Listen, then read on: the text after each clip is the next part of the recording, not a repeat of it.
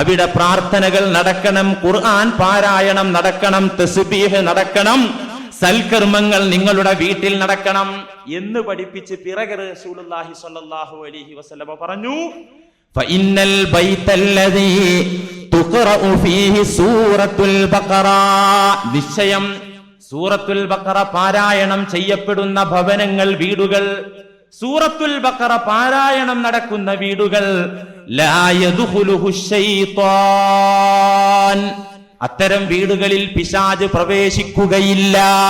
സൂറത്തുൽ ബഖറ പാരായണം ചെയ്യപ്പെടുന്ന വീടുകളിൽ പിശാച് കയറി വരികയില്ല. അതാണ് കുപ്പി കുഴിച്ചിട്ടുകൊണ്ട് മാത്രമായില്ല. ഖുർആൻ പാരായണം നടക്കട്ടെ, അള്ളാഹുവിന്റെ വചനം ആ വീടുകളിൽ ഉയരട്ടെ. ഇന്ന് ഉണ്ടോ? ആർക്കാപ്പതിന് ഒഴിവുള്ള? ആരെങ്കിലും ജീവൻ പോയാൽ 2 മുത്താലിമീങ്ങളെ കൂലിക്കാ പണി ഏൽപ്പിക്കും. നമ്മൾ ഉത്തരവാദിത്തം തീർന്നു അല്ലേ? തീർന്നില്ലേ? പരിശുദ്ധ ഖുർആൻ നിത്യമായി പാരായണം നടന്നിരുന്ന വീടുകളായിരുന്നു പഴയ കാലത്ത് നമ്മുടെ വീടുകൾ. ഇന്നതുണ്ടോ? ആർക്കാപ്പതിന് ഒഴിവ്? ഒഴിവില്ലാത്തത് കൊണ്ട് തന്നെ പണ്ഡിതന്മാർ ഇതിൽ ചില സൗകര്യങ്ങൾ നമുക്ക് പറഞ്ഞു തന്നു.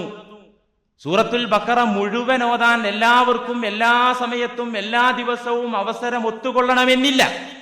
286 ആയത്തുകളുണ്ട് സൂറത്തുൽ ബഖറ. അതുകൊണ്ട് 286 ആയത്തുകളും ഓരോ ദിവസം രാവിലെയോ വൈകുന്നേരമോ പാരായണം ചെയ്യാൻ എല്ലാവർക്കും സാധിച്ചു കൊള്ളണമെന്നില്ല, എന്നും സാധിച്ചു കൊള്ളണമെന്നില്ല. അതുകൊണ്ട് അതിനുള്ളൊരു എളുപ്പമാർഗം സൂറത്തുൽ ബഖറയിലെ ആദ്യ 5 ആയത്തുകളും അവസാനത്തെ 2 ആയത്തുകളുമെങ്കിലും മിനിമം മുഴുവൻ ഓതലാണ് വേണ്ടത്. മുഴുവൻ ഓതാൻ നിങ്ങൾക്ക് എന്നും അസൗകര്യമുണ്ടെങ്കിൽ ആദ്യത്തെ 5 ആയത്തുകൾ, അലിഫ് ലാം മീം ദാലിക്കൽ കിതാബ് ലാ റൈബ ഫീ എന്ന് തുടങ്ങുന്ന 5 ആയത്തുകൾ, സൂറത്തുൽ ബഖറയുടെ അവസാനത്തെ 2 ആയത്തുകൾ, ആമനർ റസൂലു എന്ന് തുടങ്ങുന്ന 2 ആയത്തുകൾ, ഇത് ഇങ്ങനെ 7 ആയത്തുകളെങ്കിലും മിനിമം നിങ്ങൾ ഓരോ ദിവസവും പാരായണം ചെയ്യണം. ഈ ആയത്തുകളും നേരത്തെ പറഞ്ഞ തസ്ബീഹ്, അദ്കാറുകളും ഹദീസിൽ വന്ന ദിക്റുകളും എല്ലാം ഉൾക്കൊള്ളുന്ന ഒരു പ്രാർത്ഥനാ സമാഹാരമാകുന്നു ഹദ്ദാദ്. നമ്മുടെ പഴയ ആളുകളൊക്കെ വീടുകളിൽ ചൊല്ലിയിരുന്നു ഹദ്ദാദ്. പഴയ ആളുകളൊക്കെ ഹദ്ദാദ് എന്ന ബിദ്അത്ത് ചൊല്ലി നരകത്തിലേക്ക് കടന്നുപോയത് നമ്മളൊക്കെ ഇവിടെ വെച്ച് തന്നെ നോക്കിക്കണ്ടതിനാൽ ആ പണി നമ്മളൊക്കെ മാറ്റിവെച്ചു. കാരണം ഹദ്ദാദ് റാത്തീബ് കടുത്ത ബിദ്അത്താ. പൂർവീകരൊക്കെ അത് ചൊല്ലി നരകത്ത് പോയത് നമ്മളൊക്കെ ഇവിടെ വെച്ച് കണ്ടു. അപ്പൊ ഇനി നമ്മൾ എന്തിനാ നരകത്ത് പോണത്? അതൊക്കെ ബിദ്അത്തല്ലേ? ഏത് ഹദ്ദാദ്? പരിശുദ്ധ ഖുർആനിലെ ആയാത്തുകളും ഹദീസിൽ വാരിദായിരിക്കുന്ന അദ്കാറുകളും, അതിന് പുറമെ ചില മഹാന്മാരുടെ ഹദറത്തിലേക്ക് എന്ത് ഓതുന്നുണ്ട്? ഫാത്തിഹ ഓതുന്നുണ്ട്. പഠിച്ചവനെ, ഇതിന്റെ സവാബ് അവർക്കും ഞങ്ങൾക്കും താ. ഇതിലെന്താ ശിർക്ക്? ഇതിലെന്താ ബിദ്അത്ത് വരുന്നത്? ഇത്രയേ ഉള്ളൂ. പിന്നെ ഉള്ളത് മുഴുവൻ പരിശുദ്ധ ഖുർആനിലും പ്രവാചകന്റെ ഹദീസുകളിലും വന്നിരിക്കുന്ന വാരിദായ അദ്കാറുകളാകുന്നു. ഇത് പഴയ ആളുകൾ ചൊല്ലിയിരുന്നു, അതിന്റെ ഗുണം അവർക്ക് കിട്ടിയിരുന്നു.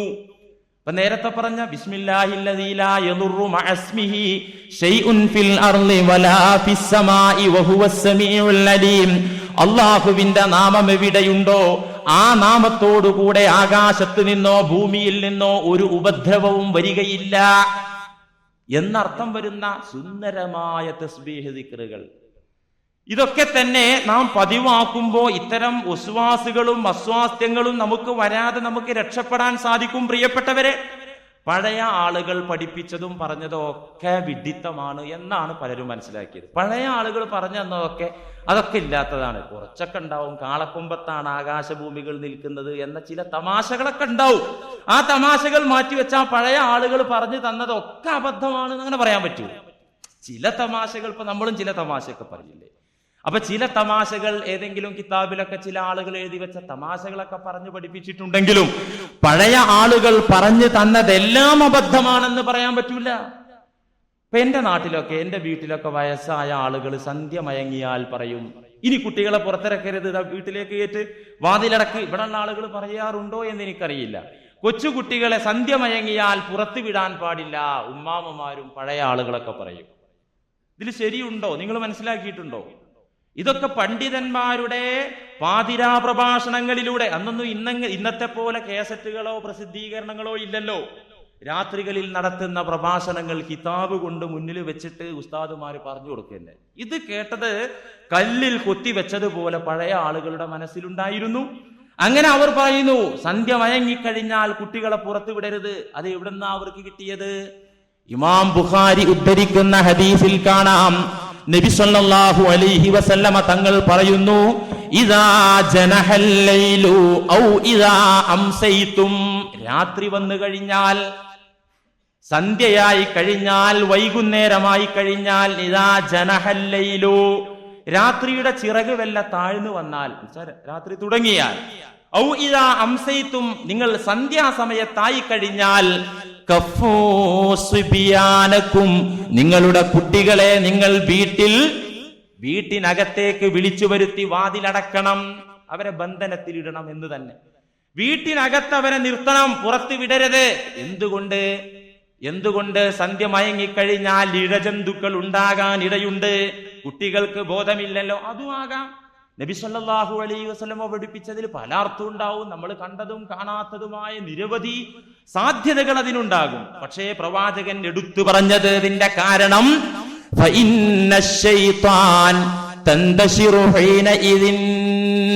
എന്തുകൊണ്ട് നിങ്ങൾ കുട്ടികളെ പുറത്ത് വിട്ടുകൂടാ, കുട്ടികളെ നിങ്ങൾ അകത്താക്കി വാതിലടക്കണമെന്ന് ഞാൻ പറഞ്ഞത് എന്തുകൊണ്ടാണ്? നിശ്ചയം പിശാചുക്കൾ ആ സന്ധ്യാസമയത്ത് ഓടി നടക്കുന്ന സമയമാകുന്നു, ശൈത്താന്മാർ ഓടി നടക്കുന്ന സമയമാണ്. അതുകൊണ്ട് കൊച്ചുകുട്ടികളെ പുറത്തിറക്കരുത്, അകത്താക്കി വാതിലടക്കണം. എന്താ അങ്ങനെയൊന്നും ഇല്ലാന്ന് പറഞ്ഞ് പുറത്താക്കിയൊക്കെ കുഞ്ഞു വെറുതെ കരയും, പേടിച്ച് കരയും. പല ആളുകൾക്കും അനുഭവം ഉണ്ടത്, പേടിച്ച് കരയാ. എന്താ അസുഖം? ഒരസുഖമില്ല, വെറുതെ ഞെട്ടി തയ്ച്ച് കരയാ ചെറിയ കുഞ്ഞുങ്ങൾ. നബി സല്ലല്ലാഹു അലൈഹി വസല്ലമ പഠിപ്പിച്ച കാര്യങ്ങൾ ഇതിൽ പലതും പഴയ ആളുകൾ നമുക്ക് പഠിപ്പിച്ചു തന്നതിലുണ്ട്, പറഞ്ഞു തന്നതിലുണ്ട്, അവരൊക്കെ സ്വീകരിച്ചു വന്ന ആ ശൈലിയിലുണ്ട്, അതിന് ഹദീസിന്റെ പിൻബലമുണ്ട്. ഇങ്ങനെ നോക്കിയാൽ ധാരാളം സംഭവങ്ങൾ നമുക്ക് കാണാൻ സാധിക്കും. അതുപോലെ തന്നെ നിങ്ങൾ വീട്ടിലെ എപ്പോഴും വാതിലടക്കണം, വെറുതെ വാതിൽ തുറന്നിടരുത്. നബി സല്ലല്ലാഹു അലൈഹി വസല്ലമ തങ്ങളുടെ വീട്ടിലേക്ക് സന്ദർശനം നടത്തിയ സ്വഹാബികളൊക്കെ പറഞ്ഞ സംഭവം നിരവധി ഹദീസുകളിൽ കാണാം. ഞങ്ങൾ നബിയുടെ വീട്ടിലേക്ക് ചെന്നു, നോക്കുമ്പോൾ അവിടുത്തെ വീട്ടിലെ ആ റൂമുകളിലെ വാതിലുകൾ അടക്കപ്പെട്ട നിലയിലായിരുന്നു, തുറന്നു കിടക്കുന്ന അവസ്ഥയിൽ കണ്ടിട്ടേ ഇല്ല. എപ്പോഴും പ്രവാചകരുടെ വീടിന്റെ വാതിലുകൾ അടഞ്ഞ നിലയിലായിരുന്നു. ഞങ്ങൾ മുട്ടുകയായിരുന്നു, അപ്പോൾ തുറക്കപ്പെട്ടു. നബി സല്ലല്ലാഹു അലൈഹി വസല്ലമ പഠിപ്പിച്ചതാണ്, പ്രായോഗികമായി പഠിപ്പിച്ചതാണ്, നിങ്ങളുടെ വീടുകളുടെ വാതിലുകൾ നിങ്ങൾ അടച്ചിടണം, ആവശ്യത്തിന് തുറക്കുക, പിന്നെ അടക്കുക, വെറുതെ തുറന്നിടരുത്. കള്ളന്മാർ കയറി വരും, പട്ടി കയറും എന്നത് മാത്രമല്ല, അതൊക്കെ ഉണ്ട്. അതിന് പുറമെ നിങ്ങളുടെ വീട്ടിലെ വാതിലുകൾ നിങ്ങൾ അടക്കണം. എന്തുകൊണ്ട്? അടച്ചിട്ട വാതിലിലൂടെ പിശാച് കയറുകയില്ല. അതുകൊണ്ട് നിങ്ങൾ എപ്പോഴും ആവശ്യം കഴിഞ്ഞാൽ വീടിന്റെ വാതിലുകൾ നിങ്ങൾ അടച്ചിടണമെന്ന് നബി സല്ലല്ലാഹു അലൈഹി വസല്ലം പറഞ്ഞു. ഇങ്ങനെ ഒരുപാട് സംഭവം.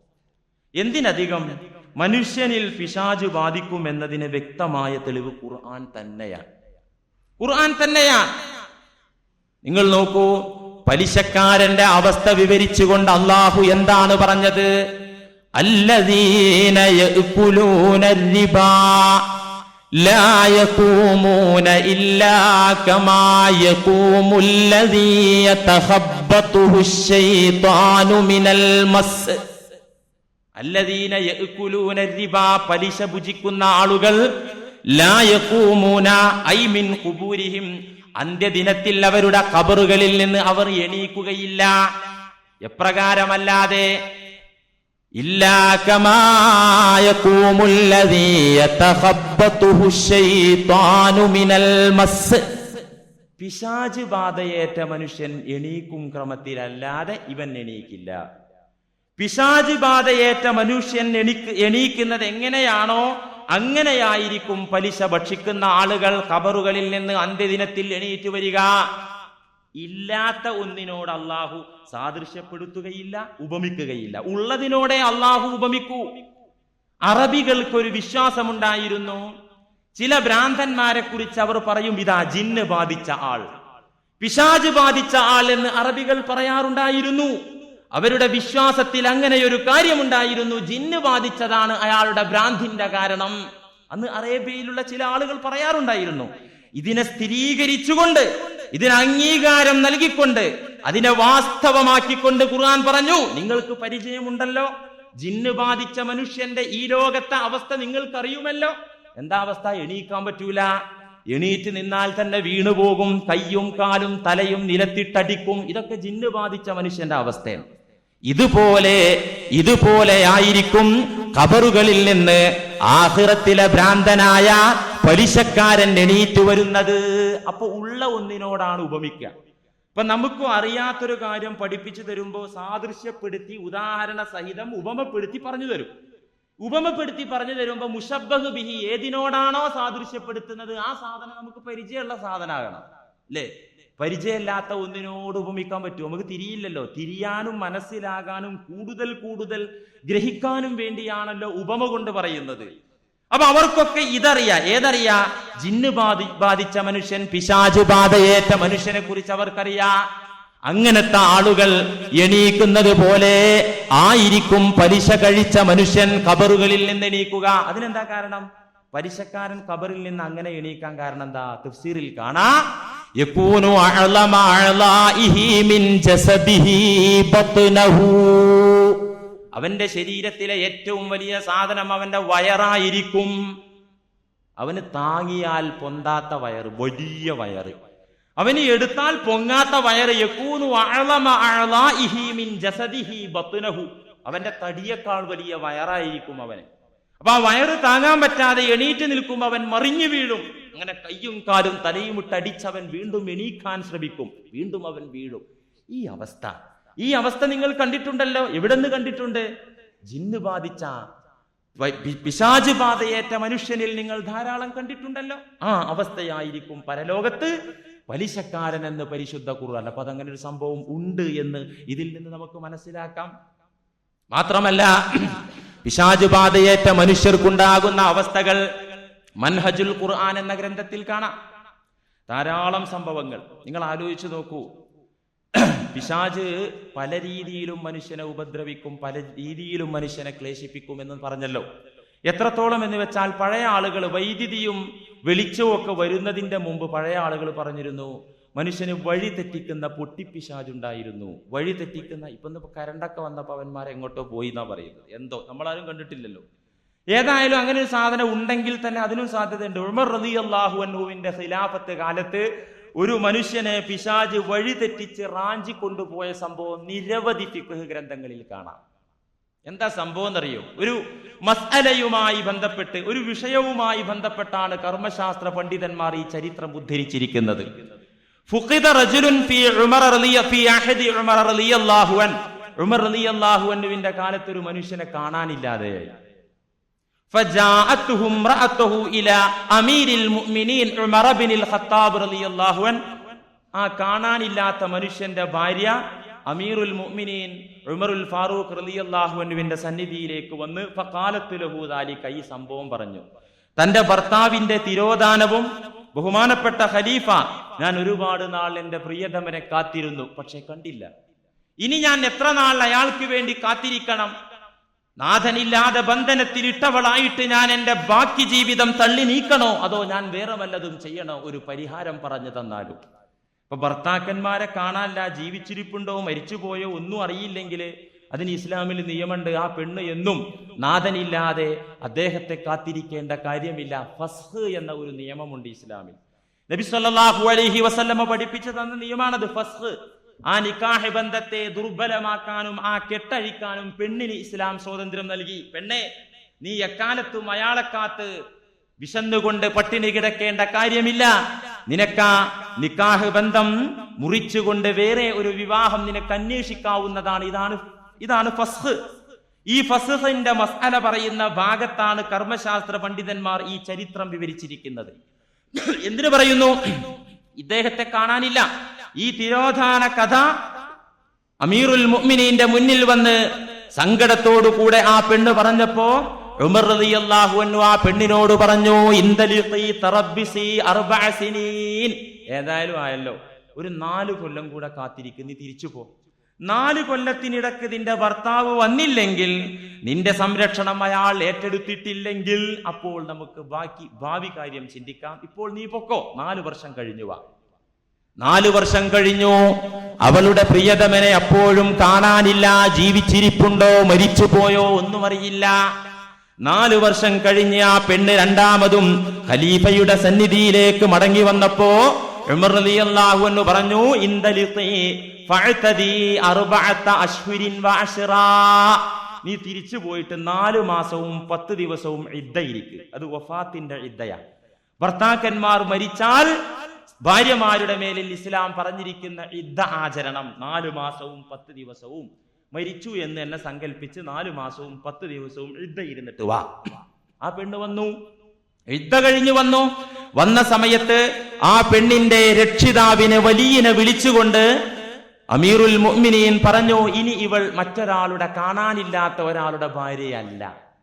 ത്വലാഖ് സംഭവിച്ചിട്ടുണ്ട്, സ്വമേധയാ ഫസ്ഖായിട്ടുണ്ട്. ഇനി ഒന്നും ആലോചിക്കണ്ട, ഇവളെ വേറെ ഒരാൾക്ക് വിവാഹം കഴിച്ചു കൊടുക്കുക, ഇവളുടെ സംരക്ഷണം ഒരാൾ ഏറ്റെടുക്കട്ടെ എന്ന് നിയമത്തിന്റെ അടിസ്ഥാനത്തിൽ പ്രവാചകന്റെ ചര്യ ആധാരമാക്കിക്കൊണ്ട് ഉമർ റളിയല്ലാഹു അൻഹു വിധിച്ചു.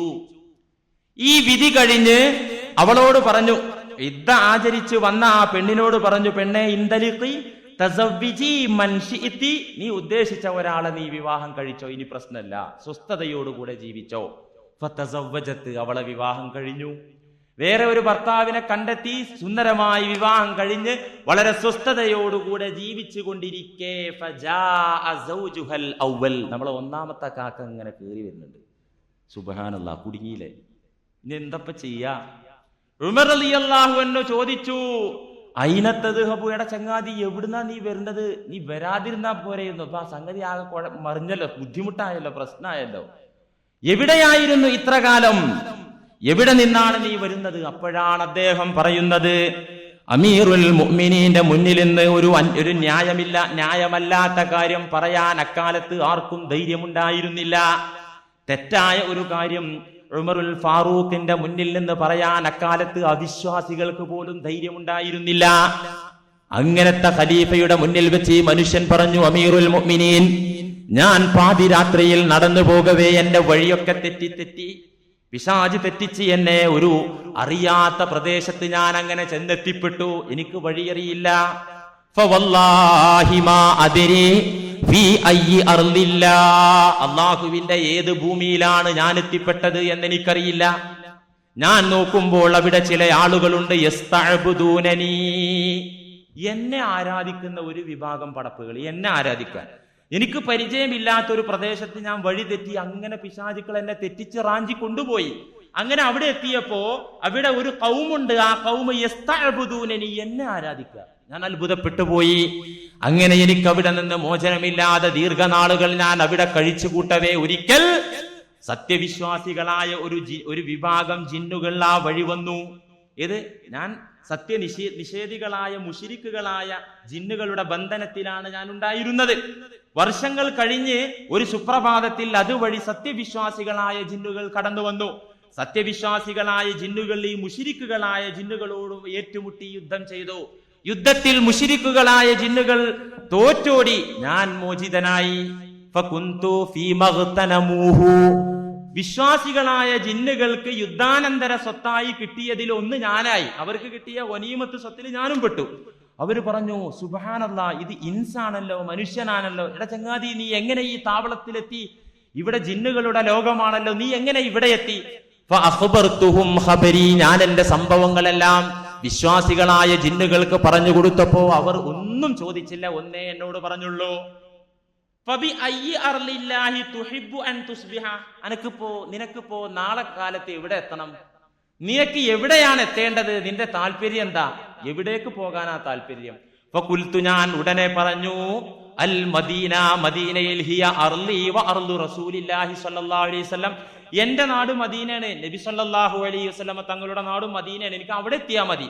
ഫഅസ്ബഹതു ഫിൽ മദീന അമീറുൽ മുഅ്മിനീൻ, ഞാൻ ഇതുപോലെ എനിക്ക് ദിശയറിഞ്ഞ് കറക്റ്റ് വഴിയിലൂടെ ഞാൻ ഇപ്പോൾ ഇവിടെ എത്തിപ്പെട്ടു എന്ന് പറഞ്ഞപ്പോഴാ, ഹംകെ, നിന്റെ ഭാര്യന്റെ കൂടെ സഹിച്ചു നിൽക്കാൻ പറ്റില്ലെങ്കിൽ ഈ വക ജിന്ന് നമ്പർ ഇറക്കണം നീ എന്ന് ചോദിച്ചില്ല ഉമർ റളിയല്ലാഹു അൻഹു.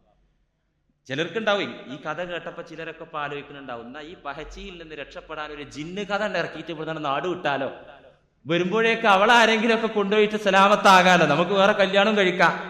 ഏതായാലും ഈ സംഭവം ഉമർ റളിയല്ലാഹു അൻഹുവിനോട് പറഞ്ഞപ്പോ, കൂടുതൽ കഥയൊന്നും എനിക്കറിയില്ല, ഞാൻ ആകെ ദിശ തെറ്റിപ്പോയി, ഇങ്ങനൊരു വിഭാഗത്തിന്റെ മുന്നിൽ എത്തിപ്പെട്ട് ഇപ്പൊ ഞാൻ മോചിതനായി ഇവിടെ എത്തി എന്ന് പറഞ്ഞപ്പോ ഉമർ റളിയല്ലാഹു അൻഹു വിധിക്കുകയാണ്, ഫഖയ്യറഹു ഉമർ റളിയല്ലാഹു അൻ ഇൻഷാ ഇംറഅതഹു വ ഇൻഷാ അസ്സദാഖ്.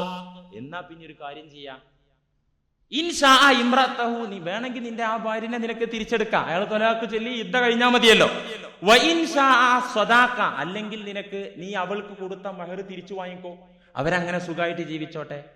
ഫഖ്താറ അസ്സദാഖ, ആ മനുഷ്യൻ തിരഞ്ഞെടുത്തത് എനിക്ക് മഹർ തിരിച്ചു കിട്ടിയാൽ മതി. കാരണം ലി അന്നഹാ കാനത്ത് ഹുബ്ല, അവൾ രണ്ടാമനായ ഭർത്താവിലൂടെ അവൾ ഗർഭിണിയായിരുന്നു, അതുകൊണ്ട് ഇനി വേണ്ട, എനിക്ക് എന്റെ സ്വദാഖ് തിരിച്ചു കിട്ടിയാൽ മതി, മഹർ തിരിച്ചു കിട്ടിയാൽ മതി എന്ന് പറഞ്ഞ് സുന്ദരമായി വിധിച്ചു എന്നാണ് സംഭവം.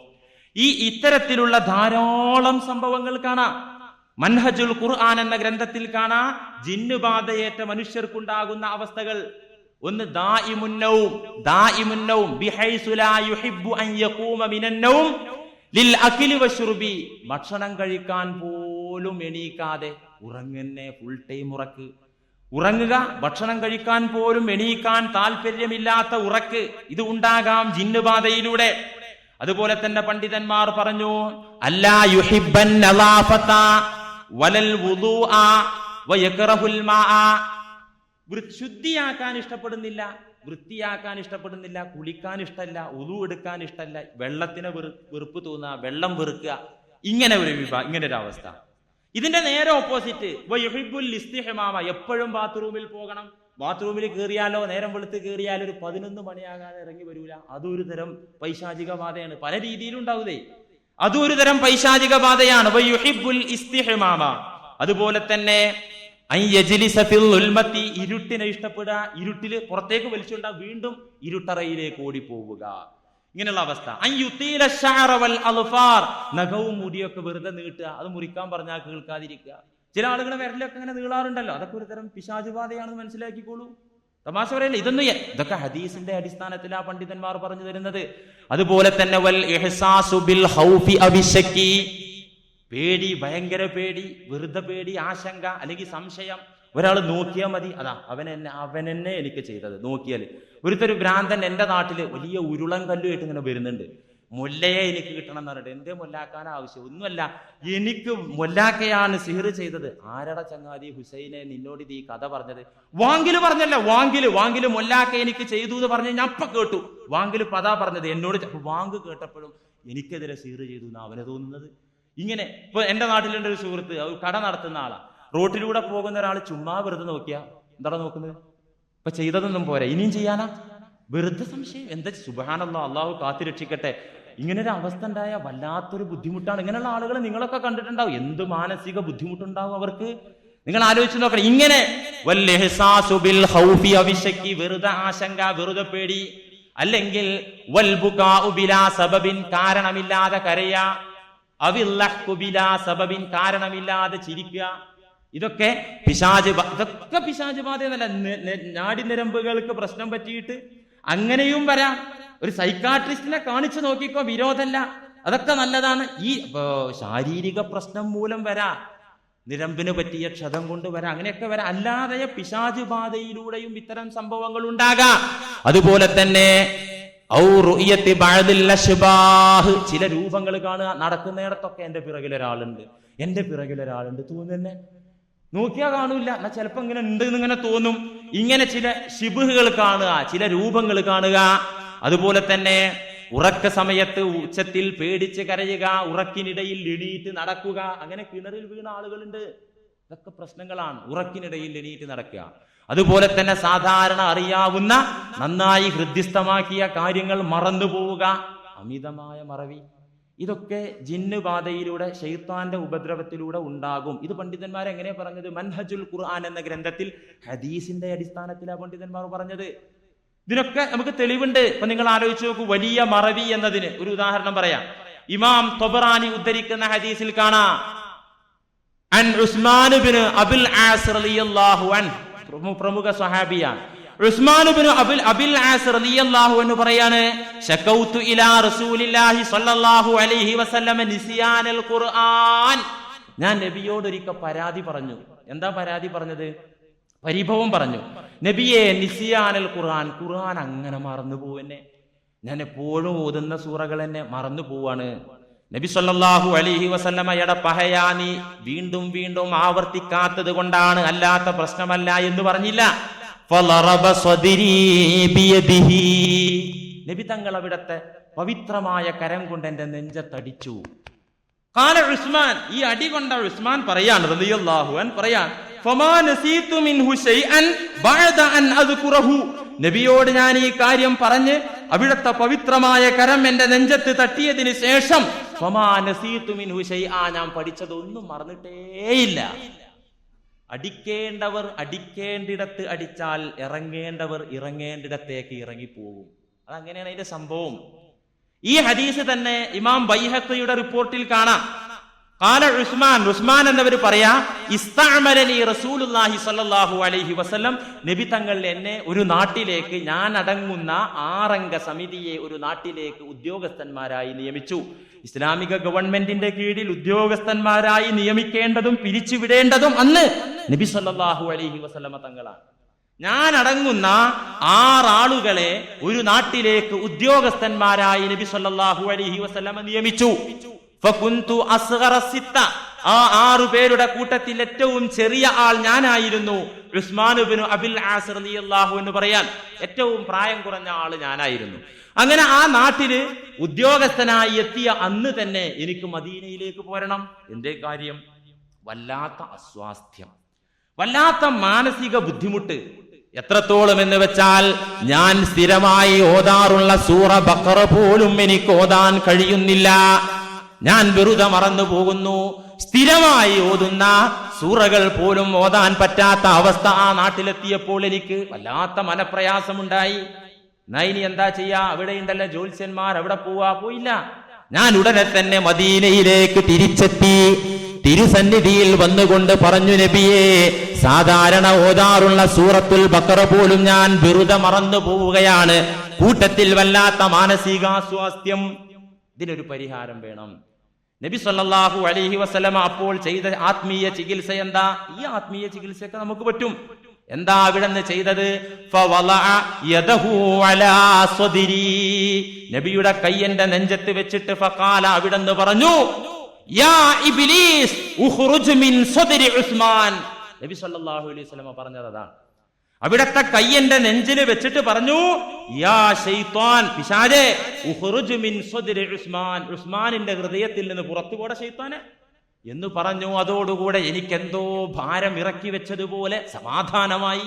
ഇതൊരു സൈക്കോളജി അല്ലേ മുസ്ലിയാരെ? ആയിക്കോട്ടെ, സൈക്കോളജിയിലൂടെ രോഗം സുഖായ അതുപോലെ നബി സല്ലല്ലാഹു അലൈഹി വസല്ലമ നടത്തിയ സൈക്കോളജി അത് സുന്നത്തായ സൈക്കോളജിയാണ്. അത് നമുക്ക് പറയണം, അത് പ്രചരിപ്പിക്കണം, പ്രായോഗികമാക്കണം. അത് നല്ല കാര്യമാണ്. അവിടുന്ന് ചെയ്തതാകുന്നു, എന്റെ നെഞ്ചത്ത് കൈവച്ച് ചെയ്തത് അതായിരുന്നു. അതുകൊണ്ട് ഉന്നതരായ മഹത്തുക്കളായ ആളുകളുടെ കരസ്പർശനം മതി എന്ന് വെച്ച് കള്ളന്മാരുടെ അടുത്ത് നിങ്ങൾ തടവി ചികിത്സക്ക് കൊണ്ടുപോകണ്ട. അതത്ര നല്ലതല്ല. അല്ല, പറയുമ്പോ അതും വേണം പറയാ. പലയിടത്തും തടവി ചികിത്സ നടത്തി പല പ്രശ്നങ്ങളുണ്ടായി, അടിപിടി ഹലാക്കൊക്കെ ഉണ്ടായി. ഇത് മനസ്സിലാക്കുമ്പോൾ നല്ലതും ചീത്തയും ഞാൻ ആദ്യമേ പറഞ്ഞല്ലോ, 95% കള്ളത്തരവും തട്ടിപ്പുക. ഇതിൽ നിന്ന് 5 മുത്ത്, ഇതിൽ നിന്നുള്ള മുത്തുണ്ടല്ലോ, തങ്കം, ആ തങ്കം കലർപ്പെല്ലാം മാറ്റിങ്ങിട്ട് എടുക്കണം. നമ്മള് അതെടുക്കണം. ഖുർആൻ ആധാരമാക്കി അതിന്റെ മാറ്റി നോക്കിയിട്ട് എടുക്കണം. നല്ലത് നമ്മൾ എടുക്കണം. ഒരുപാട് സംഭവം ഹദീസിൽ കാണാം. ഇമാം ഹാക്കിം ഉദ്ധരിച്ചൊരു ഹദീസ് കേട്ടോളൂ. നബി സല്ലല്ലാഹു അലൈഹി വസല്ലമ നടത്തിയ ആത്മീയ ചികിത്സകൾ നമുക്ക് നടത്താം, അതിന് തെറ്റില്ല. ഒരു സഹാബിയാണ് യഅല. അദ്ദേഹം പറയാ, സാഫർതു മഅ റസൂലില്ലാഹി സല്ലല്ലാഹു അലൈഹി വസല്ലം, ഞാൻ ഒരിക്കൽ നബിയോടുകൂടെ ഒരു യാത്ര ചെയ്തുകൊണ്ടിരിക്കുകയാണ്.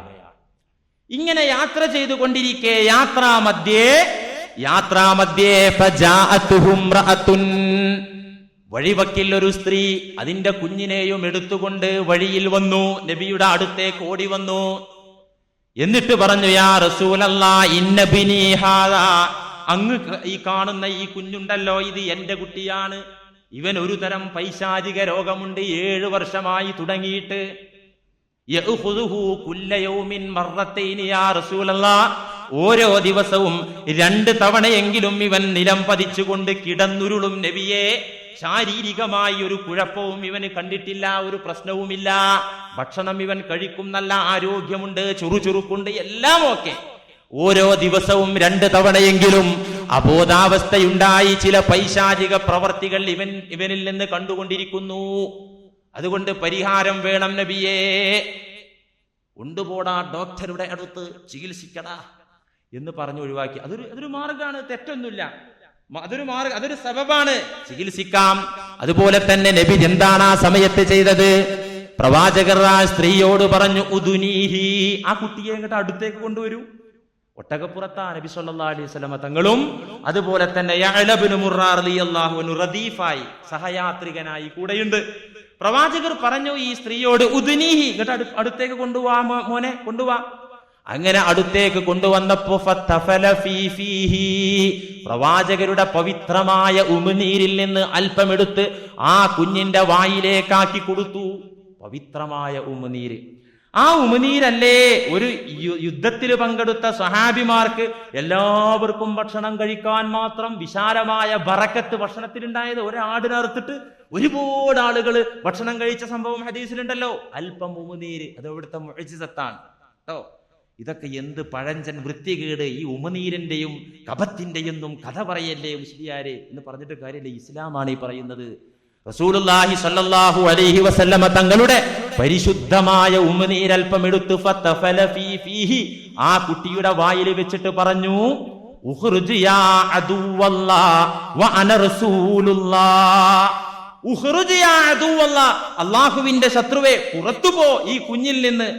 ആരായി പറയുന്നതറിയോ? വ അന റസൂലുള്ളാഹ്, ഞാൻ അല്ലാഹുവിന്റെ റസൂലാ.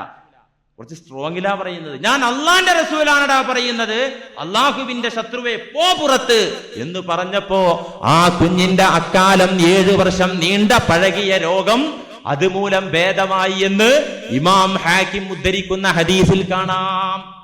പ്രിയപ്പെട്ടവരെ, അതുകൊണ്ട് ഖുർആനിക ചികിത്സ അതിനെ നാം നിരാകരിക്കേണ്ടതില്ല. കാരണം എന്താ?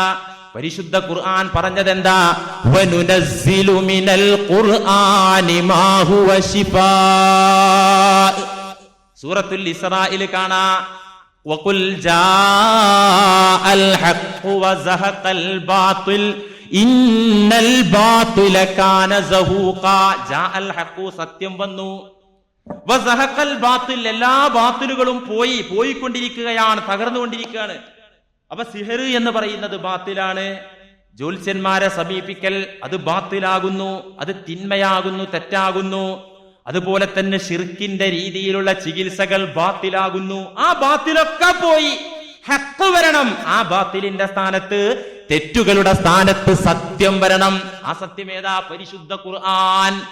പരിശുദ്ധ ഖുർആൻ. എല്ലാ പൈശാചിക ഉപദ്രവങ്ങളിൽ നിന്നും മോചനം ഖുർആൻ വഴി, എല്ലാ മാനസിക അസ്വാസ്ഥ്യങ്ങളിൽ നിന്നും മോചനം ഖുർആൻ വഴി, എല്ലാ ഹൃദയ രോഗങ്ങൾക്കും ശമനം ഖുർആൻ വഴി. വനുനസ്സിലു മിനൽ ഖുർആനി മാ ഹുവ ശിഫാ. ഖുർആനിൽ ഇറങ്ങി വന്ന അല്ലാഹുവിന്റെ കലാമിൽ പലതും അത് ശിഫാ ആകുന്നു, രോഗശമനമാകുന്നു. വനുനസ്സിലു മിനൽ ഖുർആനി മാ ഹുവ ശിഫാ. വിശ്വാസികൾക്ക്, സത്യവിശ്വാസികൾക്ക്, ലോകർക്ക് ശമനമായി, വിവിധ രോഗങ്ങൾക്കുള്ള ശമനമായി ഈ ഖുർആനിലെ വചനങ്ങളെ നാം ഇറക്കിയിരിക്കുന്നു എന്ന് അല്ലാഹു സുബ്ഹാനഹു വ തആല വറഹ്മത്തുൽ ലിൽ മുഅ്മിനീൻ. വിശ്വാസികൾക്ക് ഇത് കാരുണ്യമാകുന്നു, റഹ്മത്താകുന്നു. വലാ യസീദുൽ ളാലിമീന ഇല്ലാ ഖസാറാ. ദുൽമ ചെയ്യുന്ന അക്രമികൾക്ക് ഈ ഖുർആൻ പരാജയത്തെയാണ് അധികരിപ്പിക്കുക. അതുകൊണ്ട് ശൈത്താനൊന്നും ഉപദ്രവിക്കൂല. ഖുർആൻ കൊണ്ട് ഊതേ ചികിത്സിക്കൊന്നും വേണ്ട.